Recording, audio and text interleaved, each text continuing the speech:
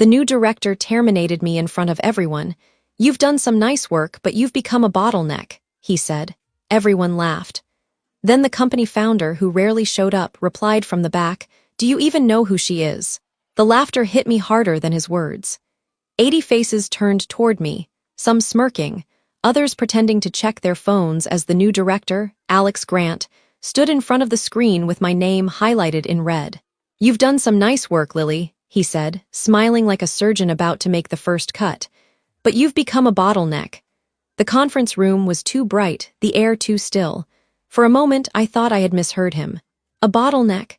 I'd given 17 years to this company, long before Alex had even graduated college. I built the logistics systems that made us profitable, trained half the department, and managed crises that would have bankrupted us if I hadn't stayed until 3 a.m. to fix them. But in that instant, it was as if none of it mattered. The projector flicked to the next slide, restructuring for efficiency. My position was listed under obsolete roles. Someone snorted quietly. Another chuckled. The sound spread like a crack through glass. Alex clasped his hands together, his designer watch glinting under the fluorescent light. "We need to be agile," he continued, pacing as if lecturing a classroom. "Legacy systems and outdated processes have been holding us back. We're moving forward with automation and younger tech-driven staff." Younger. The word stung more than obsolete. I kept my eyes on the table, refusing to give them the satisfaction of seeing me break. I could feel the heat rising up my neck, the pulse in my ears. I'd spent almost 2 decades here, and now I was being erased in 15 minutes of corporate theater. He clicked another slide, my team's new structure without me.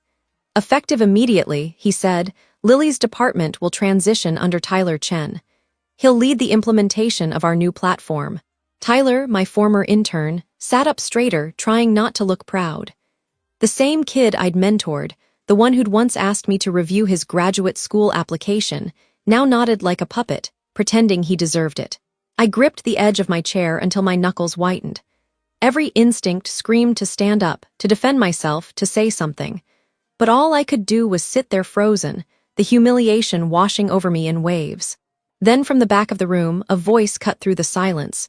"Do you even know who she is?" The laughter stopped instantly. Every head turned. An older man stepped forward, leaning heavily on a cane. His presence seemed to drain the oxygen from the room.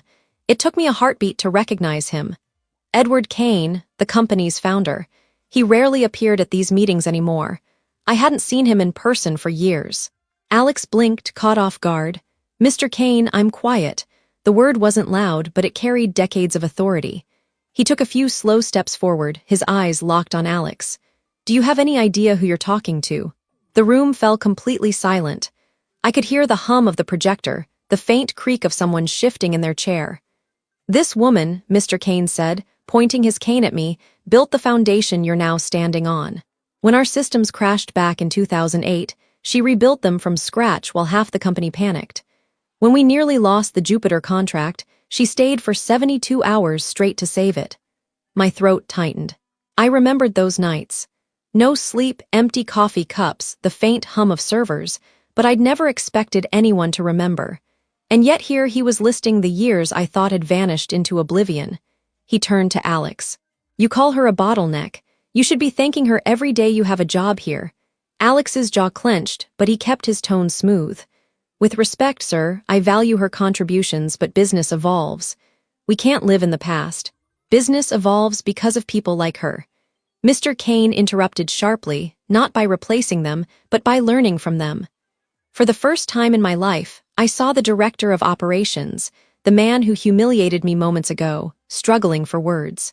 His confidence faltered, his posture stiffened. Around the room, no one dared to move. Mr. Kane turned to me, his expression softened. "You've given this company your hands, your time, your health." I remember I nodded slightly. My voice caught somewhere between pride and disbelief. "Thank you, sir," I managed. He looked back at Alex. "You'll schedule a private meeting with me this afternoon. I want every detail of this restructuring plan, and if I find even one unjust dismissal, we'll be restructuring you instead."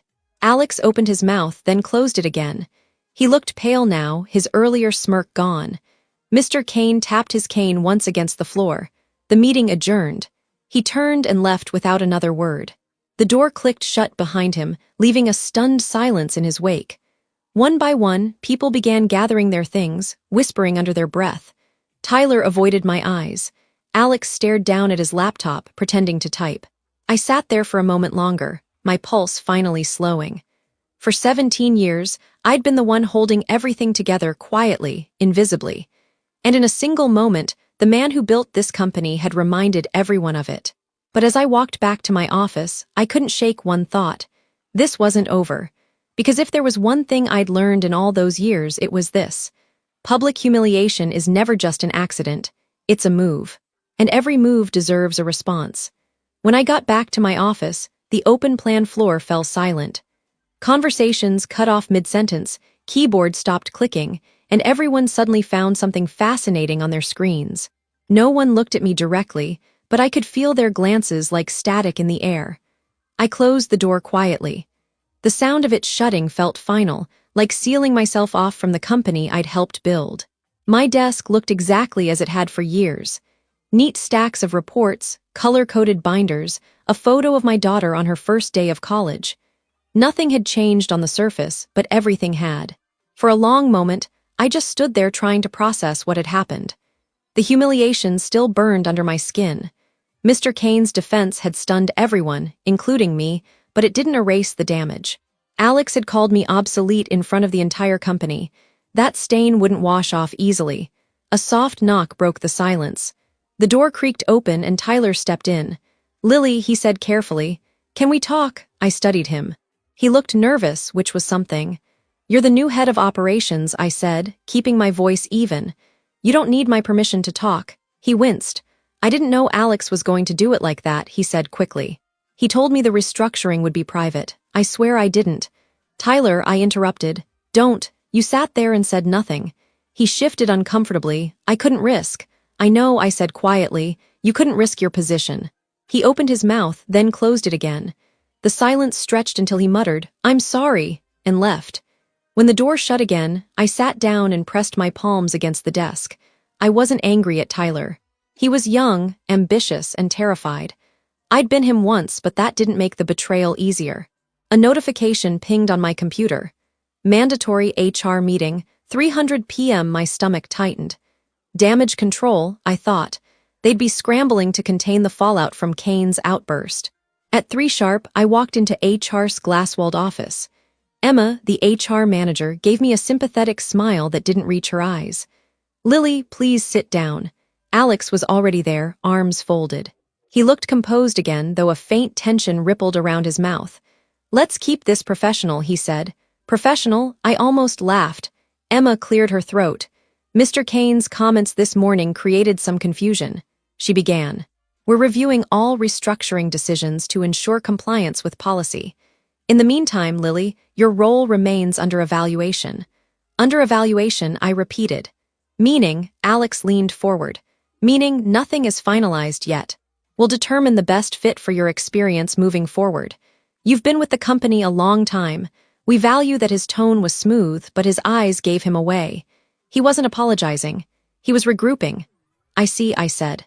"And how long will this evaluation take?" "A week, maybe 2, Emma said. "Please don't worry, you'll continue receiving full pay." I nodded slowly. "Right," paid silence. Neither of them responded. When I left the HR office, the hallway felt colder than usual. My phone buzzed with a message from an unknown number. That was Brave today. He won't forget it. No name, no signature, just that. I stared at it for a long time before locking the screen. I didn't need more mystery today. That evening, I stayed late, packing a few personal things into a box. Not because I was leaving yet, but because it felt wrong to leave them in someone else's hands. I ran my fingers over a small wooden plaque on my shelf. Employee of the Year, 2013. The memory of that night came back easily. Mr. Kane shook my hand, saying, "People like you are the reason we'll survive any storm." Apparently, storms were easier to survive when you weren't considered a bottleneck. As I turned off the lights, I noticed movement down the hall. Alex was in his glass office, phone pressed to his ear, pacing. His reflection shimmered faintly in the dark. I couldn't hear his words, but I caught fragments. Kane's interference, optics, temporary hold. So that was it. He wasn't backing down, just biding time until he could make his next move. On the drive home, the city lights blurred in the rain. My head throbbed. Every scene replayed in my mind. The laughter, the stares, Mr. Kane's voice slicing through the tension. Do you even know who she is? I didn't know what surprised me more. That he remembered me or that no one else seemed to. When I reached my apartment, I poured a glass of wine and opened my laptop. My inbox was overflowing with quiet messages from colleagues.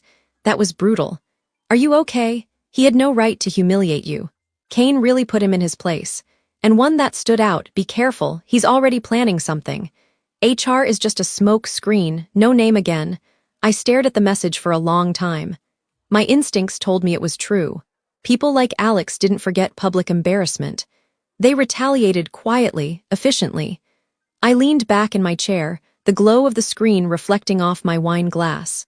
I didn't know what Mr. Kane's sudden defense meant for me, whether it was protection or temporary luck. But I knew this. The fight wasn't over.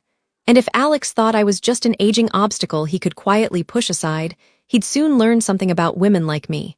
We may bend, but we don't break. Not when everything we've built is on the line. As thunder rolled faintly outside, I made a decision. I wasn't going to wait for HR to decide my worth. I was going to find out why Alex wanted me gone and what he didn't want Mr. Kane to see. Because if he thought this was the end of my story, he was about to learn how wrong he was. The next morning, I arrived at the office earlier than usual. The parking lot was still half empty, the building washed in the pale light of dawn. My badge still worked. Small mercy. And as the elevator doors closed, I caught my reflection in the mirror-polished steel. Tired eyes, hair pulled back, calm on the surface. No one would guess my stomach was in knots. I needed answers. Alex hadn't humiliated me for sport. There was something else behind his decision, something strategic. People like him didn't move without purpose. When I reached my floor, I slipped into my office quietly. My inbox had already begun filling with overnight updates, mostly forwarded reports I wasn't supposed to see anymore. But one email caught my eye. Subject line system, audit procurement access request sent from Tyler's new account. I opened it. Attached was a request form bearing Alex's signature asking for temporary elevated access to vendor contracts. That level of access was unnecessary for his position. It allowed someone to edit or replace supplier invoices, something only I and the finance controller were authorized to do. My gut twisted. I'd seen this pattern before years ago when a project manager had inflated vendor invoices to skim a consulting fee. We caught it just in time. Alex's request looked eerily similar. I printed the form and slipped it into my bag. If I was right, Alex wasn't streamlining operations. He was positioning himself to control money flows. And removing me, the only person who'd noticed discrepancies, was step one. A soft knock startled me. Emma from HR peeked in holding a folder. "Morning, Lily. Just checking in. How are you holding up?" "I've been better," I said honestly. "What's that?" "Paperwork from yesterday's meeting," she said, placing it on my desk. "Standard documentation while your role is under review." I thanked her, but before she left, I asked, "Emma, do you know if Mr. Kane spoke to Alex after the meeting?" She hesitated. "They met privately last night. I wasn't there, but Alex didn't look pleased afterward." That gave me a flicker of hope. "And the evaluation, is HR actually reviewing, or is this just protocol?" Her lips pressed together. "Off the record, it's both." The board split. Kane wants to freeze all structural changes until an internal audit is done. But Alex is pushing back, saying delays will cost the company an internal audit. I repeated, "When does that start?" "End of the week," she said. "They're bringing in an external team." My pulse quickened. If Alex had tampered with vendor contracts, that audit could expose it, unless he covered his tracks first. After she left, I stared at the folder on my desk.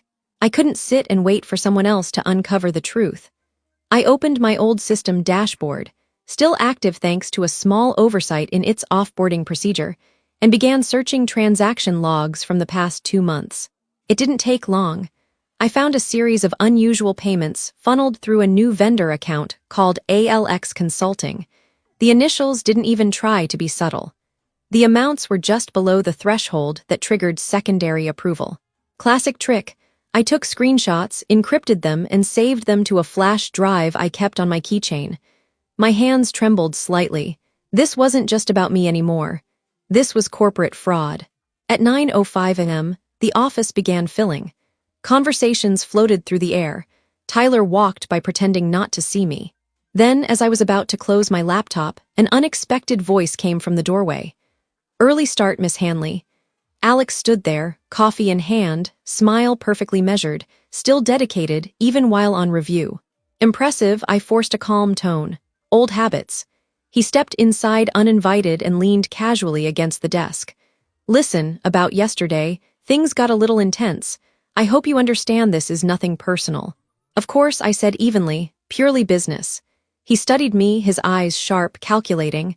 "You've done good work here, but sometimes progress means letting go." "The founder, he's sentimental, I'm not. Don't take it the wrong way, I don't." I lied. "I just hope the company benefits from the changes." "Oh, it will," he said with quiet confidence. "Trust me." He turned to leave, then paused. "By the way, HR mentioned you still have access to the old logistics system. It will disable it today, just a heads up." My chest tightened. He knew. "Of course," I said, managing a polite smile. When he left, I exhaled slowly. I had maybe a few hours before he locked me out. I backed up the rest of the transaction logs and hid the flash drive inside the lining of my bag. At lunch, I drove to a small cafe across from headquarters. The same place Mr. Kane used to eat when he still ran the company. I wasn't sure why, but I hoped I might find him there. Luck or fate was on my side. He was sitting alone in the corner reading the paper. I hesitated, then approached. "Mr. Kane." He looked up, surprise flickering in his eyes before softening into recognition. "Lily," he said warmly, "join me." I sat down, lowering my voice. "Sir, I think I know why Alex wanted me gone." He listened as I explained everything, the access requests, the vendor account, the hidden payments. His expression hardened with every word. "I can't prove intent yet," I said, sliding a copy of the form across the table. "But this isn't routine. He's consolidating financial control." Kane's jaw tightened. That would explain the resistance to the audit. He folded the paper and slipped it into his jacket. "You did the right thing telling me, but you need to be careful. Don't confront him again. Let me handle this quietly." "I can't just you've done enough," he interrupted firmly. "I'll make some calls. Go home early today. And Lily, thank you." As I walked back to my car, my phone buzzed again. Another anonymous text. "He knows you talked to Kane." My blood ran cold. When I looked back toward the office building, Alex was standing by the window of his corner office, phone pressed to his ear, eyes locked on the parking lot straight at me. I didn't sleep that night. Every sound outside my apartment made me flinch. The glow from my phone on the nightstand kept me half awake, waiting for another message that never came. By sunrise, I had convinced myself I was overreacting, but a part of me knew I wasn't. Alex knew I'd gone to Kane. That much was certain. The question was how. When I arrived at work the next morning, the air felt heavier. My badge still worked, but I noticed two security officers standing near the elevators, pretending not to watch me. In the office, people avoided eye contact altogether. Even Tyler's desk was empty. As I sat down, my computer booted to a new login screen. My access had been fully revoked. A message appeared. "Account deactivated. Please contact me." They'd moved faster than I expected. At 9:12 a.m., Emma from HR appeared at my door. Her face was pale, lips pressed tight. "Lily," she began, "could we speak privately?" I nodded, following her into a small meeting room. She closed the door softly. "I wanted you to hear this from me," she said, lowering her voice. "Alex reported that you accessed confidential financial files after your role was suspended." My stomach dropped. "That's not true. I accessed data I was still authorized to view." "I believe you," she said quickly, "but the board's being told you leaked sensitive information to external parties, possibly to Mr. Kine." I felt my pulse hammering in my throat. "That's absurd." "I know," she said, "but he's building a case. He's saying your actions could compromise pending contracts." I took a steady breath. "And what does the board believe?" She hesitated. "They're divided. Kane's pushing for a formal audit, but Preston, our CEO, is backing Alex for now. HR has been instructed to suspend your employment until the investigation is complete." Suspended. It felt like the word itself absorbed all the air out of the room. Emma looked genuinely sorry. "I shouldn't even be telling you this, but be prepared." You'll probably receive an official notice by the end of the day. I stared at the blank whiteboard on the wall, the faint traces of old marker lines that no one had bothered to erase. So that's it. 17 years and suddenly I'm under investigation. Emma touched my arm gently. For what it's worth, Kane doesn't believe any of it. He's furious. That should have made me feel better, but it didn't. Kane's support was powerful, but temporary. If Alex managed to fabricate evidence before the audit began, I'd be the scapegoat. When I returned to my office, a cardboard box sat on my desk with a note from security. Please clear personal items before noon. I stared at it for a long time. It wasn't just a box. It was the physical manifestation of an eraser. At 10:47 a.m., my phone buzzed with an email from a private address. Check the contracts folder in the internal archive. Folder name Phoenix. No signature, no context, just that. Against every sensible instinct, I decided to follow the lead. Using my personal laptop, I accessed the company's public archive system, a server used for marketing materials that still mirrored older internal data. It took minutes of digging, but I found it. Phoenix Contracts 2023. The files were encrypted PDFs with altered metadata recently modified by T. Chen. My heart sank. Tyler.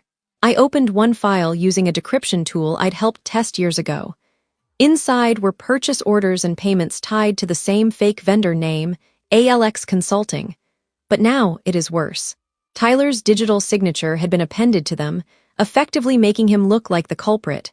It was a perfect setup. Alex had left just enough digital fingerprints to implicate someone else. And now that I'd been suspended, I'd have no way to clear my name once this evidence surfaced. I copied everything, screenshots, logs, metadata trails, and sent them to an encrypted email address I'd created the night before. Then I printed one contract, folded it carefully, and slid it into my bag. At 11:32 a.m., my office phone rang. Unknown number. Lily Hanley, I answered. Miss Hanley, a man's voice said briskly. This is Marcus Lane, external auditor assigned by the board. Mr. Kane requested that we meet today. Are you available at 2 o'clock? Relief flickered through me. Yes, absolutely. Please bring any documentation relevant to your role's restructuring and project finances from the last quarter, he added. I glanced at the flash drive in my bag. I will. 2 hours later, I sat in the conference room across from Marcus, a calm, methodical man in his 40s with sharp eyes and no visible bias. Kane joined us 10 minutes later, walking with his cane but radiating authority. Before we begin, Marcus said Mr. Kane has shared concerns regarding irregularities in financial records. Miss Hanley, I understand you have supporting material. I nodded and handed him a folder of printouts explaining the pattern, the fake vendor, the access requests. As I spoke, Kane's expression darkened. When I finished, Marcus looked thoughtful. These documents show unauthorized approvals, but they'll need to be verified against the original database. Your access has been revoked, correct? Yes. I said I'll request mirrored backups, he said. If this holds up, it's serious misconduct, possibly criminal. Kane turned to me. You did the right thing. Stay away from the office for now. I'll ensure you're protected. Before I could reply, the door opened. Alex stepped in uninvited, mask of politeness firmly in place. I wasn't aware we had a meeting, he said, glancing between us. Marcus stood. Mr. Grant, we're conducting a preliminary review of financial discrepancies. Alex's eyes flicked to the papers on the table. And you're relying on her, the person under investigation for leaking internal data. Kane's cane struck the floor sharply. Watch your words, Alex. Alex's smile didn't falter, just stating facts. You're letting emotion cloud judgment. I met his gaze. You're scared, I said quietly. He froze for half a second. Just enough to confirm it. Marcus gathered the papers. I'll need to review the system backups. We'll resume tomorrow. As I stood to leave, Alex leaned in close enough for only me to hear. You think you've won something. You have no idea how deep this goes. I didn't answer. But as I walked out of the building, I finally felt something I hadn't felt in days. Not fear, control. By the next morning, the office was buzzing like a disturbed hive. Rumors moved faster than emails. I parked farther away than usual and watched from my car for a moment. The kind of quiet before a storm that feels almost sacred. I wasn't supposed to come in. Kane had told me to stay home, but I needed to see it for myself. I needed to know it was finally ending. When I stepped into the lobby, the receptionist gave me a nervous smile. "Morning, Miss Hanley. They're expecting you upstairs." "Who's they?" She hesitated. "Mr. Kine, the auditors, and the board." My pulse quickened. It was happening. I took the elevator to the top floor. Through the glass walls of the conference room, I could see everyone already seated. Kane at the head of the table, Marcus beside him with a thick folder. Preston, the CEO, looked tense. Alex sat near the corner, his usual composure replaced by something brittle and sharp. When I entered, every conversation stopped. "Thank you for joining us, Miss Hanley," Marcus said, gesturing to the empty chair opposite Alex. "Well, be brief." I sat down, keeping my expression neutral. Marcus opened his folder. "After reviewing the backup servers and transaction histories, we've confirmed multiple unauthorized modifications to vendor contracts over the past 3 months. Payments totaling just under $400,000 were funneled through a shell entity called ALX Consulting." A murmur rippled around the table. Marcus continued, voice calm but cold. "The account was traced to an offshore company registered under an alias matching your initials, Mr. Grant. We also found that several of the altered files were timestamped during hours when Miss Hanley's credentials were inactive, meaning she could not have accessed them." All eyes turned to Alex. He forced a laugh that didn't sound human. "That's ridiculous. Anyone could have spoofed my credentials, especially someone who knew the systems inside out." He looked at me like her. Marcus didn't flinch. "We verified through IOP logs and system certificates.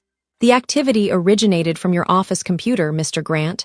The evidence is definitive." Alex's smile cracked. "This is absurd." Kane's voice cut through the air. "Enough." The single word landed like a gavel. "You've been warned before about overreaching. Now we find you've been stealing from the very company you claim to modernize." Preston rubbed his temples, looking exhausted. "Alex, why?" Alex straightened in his chair, defiance flickering. "Because this place is dying," he said, voice rising. "You all worship tradition while competitors leave us behind. I was trying to save it, and he pointed at me, was standing in the way." "You weren't saving it," Kane said quietly. "You were selling it." The room went still. Marcus closed the folder. "We've already frozen the accounts linked to your authorization keys. Legal counsel is preparing formal charges. You'll need to surrender your access badge immediately."